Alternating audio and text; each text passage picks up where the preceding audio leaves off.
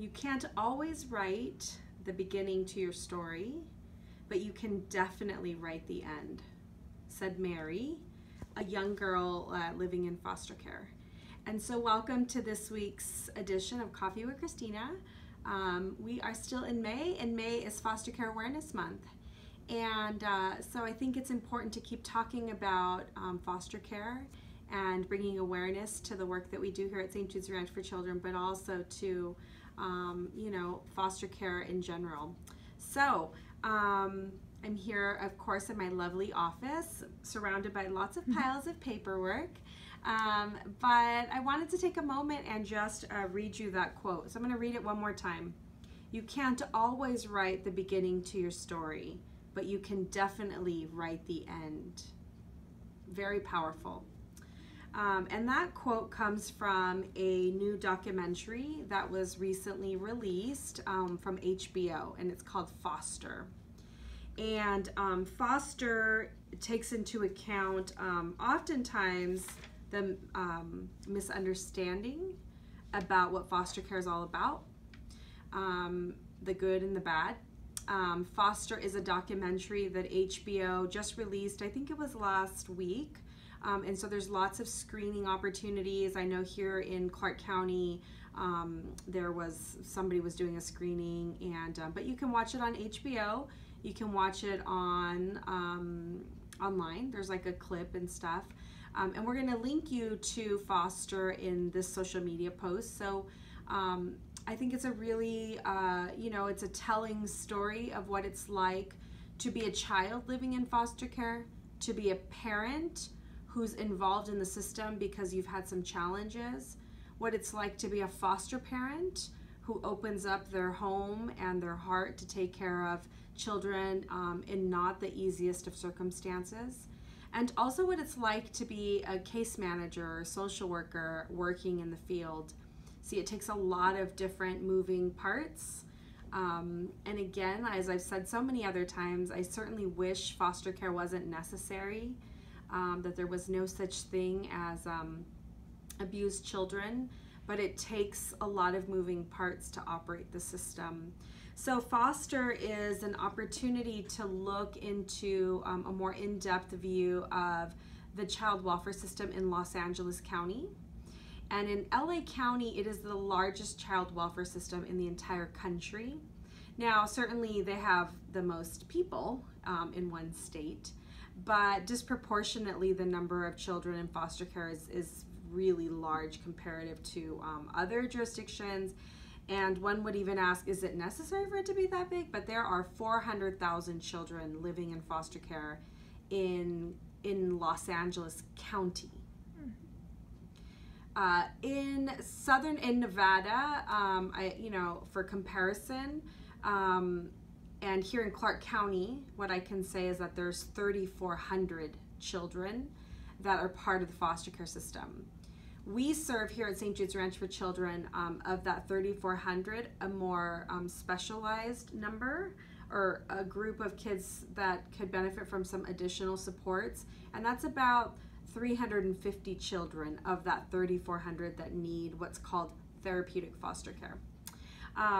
So I urge you to watch the documentary if you have an opportunity, or at least even spend a few moments on the website. There's a lot of quotes, like the one that I read you from Mary, who is a young person who said she was born drug addicted and spent basically her whole life in foster care. And just to hear the story, right, of young people talking about that experience, and a foster parents talking about her job of helping reunify families, which is everyone's job, right, to help parents overcome adversity and challenges so that hopefully they can provide the best care possible to their children. We know that's not always the case. We know that for some kids they need an adoptive family, or they spend time in places like St. Jude's Ranch for Children. But so important for us to talk about it, right? So Foster Care Awareness Month is May, and it is a month to talk about the good, the bad, and the ugly, right? So I encourage you to watch Foster. if you really want to know what it's like locally, of course, if you ever hear from any of our kids that live here at St. Jude's, they'll tell you about the things that have gone well for them, but also their challenges, right? Which brings us to the reality of knowing that foster care is not easy for all kids, and how so very proud we are of our young people that are going to be graduating from high school next week. It's already it's next week already. Oh my gosh. So starting to receive my announcements from the kids, and really cool. This announcement, what I love for one of our young people is she's a teen mom here on our campus, and on the back is a picture of her child with the cap and gown on, her cap and gown. And that the child is thrilled to announce his mother's graduation with honors from Boulder City High School. And how amazing is that, that she has that accomplishment, and how sort of cute and fun it is that her son gets to be part of that in a unique way. So we are just getting ready for graduation festivities. Let's see, so graduation's next week. But here, let me show you now.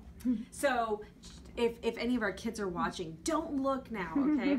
But for our graduates, we are going to go to graduation, because for all young people graduating, you want to hear somebody cheering for you when they call your name and you walk across the stage. And so here at St. Jude's Ranch for Children, we are so excited to celebrate with our graduates. We have a few young people who won't be here. One, because she's already on the East Coast. She got accepted to Purdue University, the School of Nursing, which is absolutely amazing. So she will not be here for graduation. But Sarah, if you're watching, we are so proud of you.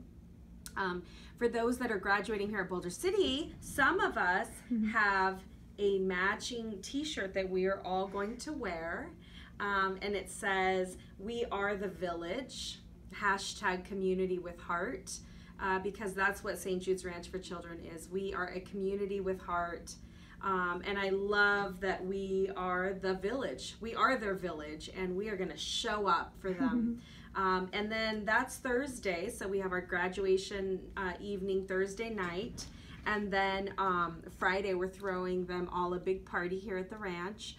With food, and thank you so much to Lucky's Lounge for agreeing to sponsor the food for us. We are still looking for a cake supporter, so if any of you that are watching know anyone that would bake us a fantastic cake, please let us know.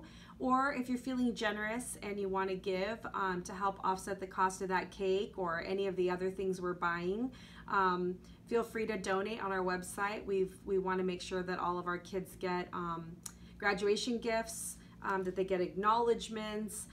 So we're going to have a party. We're even going to have a DJ because everybody wants to dance. So anyhow, we're really excited about it. And I'll talk about it again next week, because next week's graduation weekend. So as you are celebrating, if you have any young people in your life that are graduating from high school in the coming weeks, what an incredible accomplishment. It is not an easy time to be a young person. Between social media and all the tug of war between, just all the things going on, it's not easy for our young people, but they're overcoming incredible, through good stuff and challenging stuff and going off to do amazing things. We're even a little extra proud of our young people because we know that they've had to go through some really tough times. So we applaud them all and can't wait to celebrate next week. So let's see, I think that's let's see, we don't have any big events coming up other than graduation, so that's cool, because before I was talking about all these other things. Let's see, May is Foster Care Awareness Month, graduation. I think that's it. So thank you for tuning in for this week's edition of Coffee with Christina. My coffee cup is mostly empty. It's time for a refill already. But I hope you have an incredible day, and we'll see you next week. So thanks for watching the video. So we'll see you soon. Bye. Thank you.